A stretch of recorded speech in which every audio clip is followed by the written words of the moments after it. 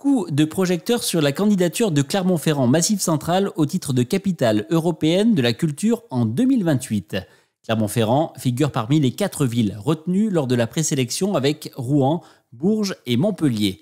Une candidature à l'initiative des acteurs culturels du territoire, mais pas seulement. Très vite, le monde économique, entraîné par la Chambre de commerce du Puy-de-Dôme, s'est mobilisé pour soutenir le dossier. Convaincu de l'intérêt de défendre ce précieux label, Claude Barbin, président de la CCI et président du fonds de dotation de l'association Clermont-Ferrand Massif Central, a réuni ce mercredi les acteurs économiques de notre territoire pour leur présenter le projet. Clermont-Ferrand Massif Central, c'est une vraie homogénéité culturelle. C'est le Massif Central et quand nous regardons l'Europe, nous nous apercevons que nous avons beaucoup de similitudes avec d'autres massifs dans l'Europe et donc il est totalement pertinent d'élargir cette envie d'être capitale européenne. Nous avons comme compétiteurs Rouen, Montpellier et Bourges. Nous, on joue collectif avec tout le Massif Central. Quand nous avons fait la régionalisation, dans un premier temps, nous l'avons subi. Et nous avons tous compris qu'il fallait que tous ces mondes-là, c'est-à-dire le monde économique, le monde politique, le monde institutionnel, travaillent ensemble.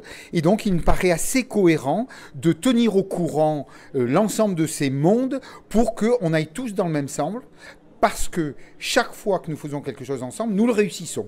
J'ai envie de dire que dans le Massif Central, en Auvergne, quand il y a un projet, on est tous derrière. C'est-à-dire qu'à la fois, il y a une intervention économique, une intervention politique, une intervention institutionnelle, une intervention culturelle. Et j'aurai le bonheur jusqu'au 3 mars à faire le tour du Massif Central pour porter cette voix et dire au niveau économique et culturel, tout l'intérêt qu'il y a d'être capitale européenne de la culture et de le partager avec nos concitoyens pour qu'à un moment donné, ils mesurent bien toute la fierté légitime qu'ils doivent avoir. Il s'agit de faire rayonner le territoire ?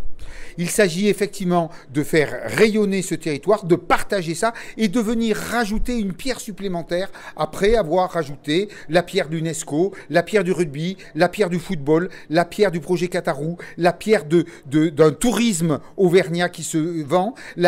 Tout ça concourt à faire que l'ensemble des habitants du Massif Central sont des ambassadeurs de leur territoire.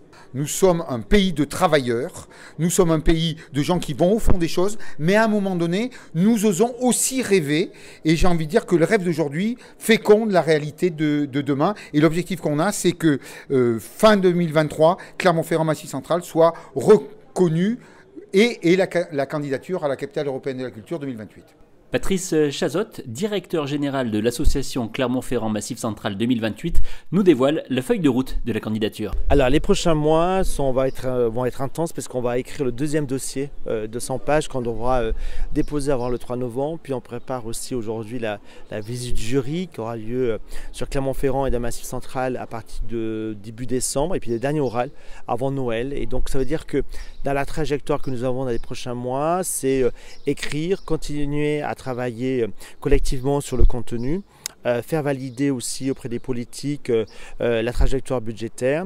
Donc c'est tous ces enjeux dans les prochains mois qui sont nécessaires pour l'obtention de ce prix qui normalement, si tout va bien, le jury annoncera la ville candidate retenue avant Noël. Nous, de notre côté, on va continuer à mobiliser à la fois tous les acteurs, à la fois économiques, politiques et puis évidemment même les citoyens, une sorte de mobilisation un peu générale.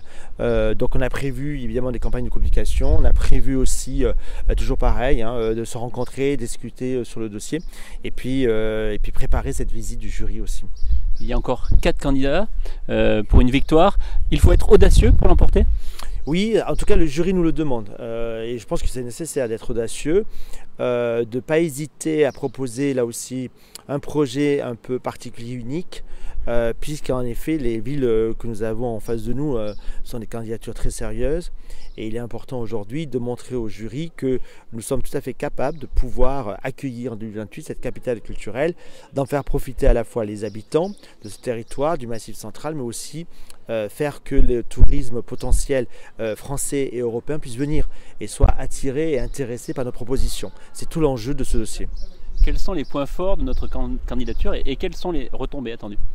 Le point fort de la candidature, c'est que nous avons pu réunir une multitude d'acteurs du Massif central, puisqu'en effet, alors c'est peut-être un reproche qu'on peut nous faire en disant c'est très grand, mais à la fois cette grandeur de territoire, c'est aussi notre force, puisqu'on a réuni, on a proposé un projet de coopération de territoire où chacun va participer financièrement pour que chacun puisse accueillir des offres culturelles de qualité, des choses qu'on ne pourrait peut-être pas financer seul, mais que collectivement on puisse le faire.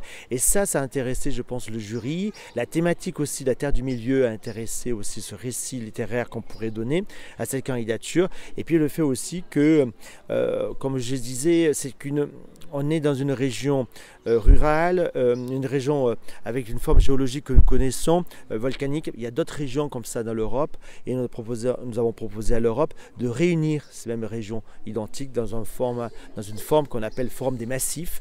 Donc la réunion des formes géologiques du massif de l'Europe et de travailler ensemble. Et ça aussi, je pense que c'est un des atouts supplémentaires que nous pouvons avoir par rapport à d'autres villes. C'est un projet où tous les acteurs à la fois économiques, parce qu'il y aura des retombées, c'est un projet d'attractivité, c'est un projet à la fois éducatif, culturel, social.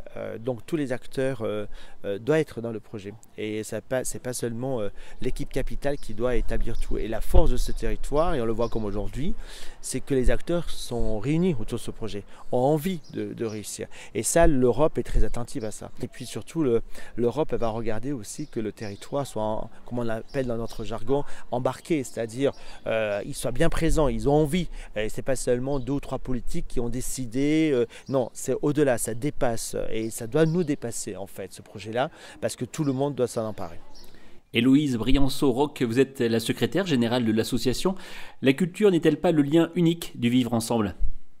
Au fond, la culture, irrigue, en tout cas la définition que nous, on en fait, qui est plutôt une définition assez contemporaine, je pense. La culture, elle irrigue toutes les strates de la société. Et c'est ce qui permet qu'on réussisse à vivre ensemble. Donc, en vrai, on est plutôt dans le juste. Et donc, pour nous, c'est important, encore une fois, de montrer ce qui existe, les liens qui existent dans ce territoire. On n'est pas là pour rajouter, on est là plutôt pour mettre en valeur ce qui existe. Et, comment dirais-je, accompagner vers cette dimension capitale pour 2028. Alors comment peut-on devenir acteur de cette candidature ? Alors le premier acte, je pense, à poser lorsqu'on est un habitant et qu'on est intéressé, c'est vraiment d'adhérer gratuitement à l'association en ligne. Donc il suffit d'aller sur notre site internet Clermont-Ferrand Massif Central 2028.eu. Vous allez tout en bas de la page. Il y a un petit lien vers notre partenaire Hello Asso et là vous pouvez vous inscrire gratuitement. Qu'est-ce que ça vous donne ? Ça vous donne la possibilité d'être informé, mais surtout de participer à nos assemblées 2028. Nos assemblées 2028, ce sont nos assemblées générales associatives. Et là, tout le monde peut venir apporter sa voix, faire ses propositions, questionner aussi l'équipe sur le fonctionnement de ce projet. Ça permet vraiment cette gouvernance élargie dans le projet. Ça va permettre de changer les perspectives du Massif central de Clermont-Ferrand, cette candidature, si ça marche ? Alors si ça marche, oui, bien sûr, ça va permettre de changer les perspectives. Ça va permettre en fait pour 2028, je le disais, quand on travaille sur 2028, en fait on travaille pour 2030, on travaille pour 2050 et on travaille sur des futurs que l'on souhaite désirables en fait. Aujourd'hui, la possibilité, c'est vraiment une possibilité qui est offerte, qui est unique. C'est un effet de levier exceptionnel et extraordinaire. C'est de dire, voilà, nous avons un rêve, voilà le rêve que nous posons.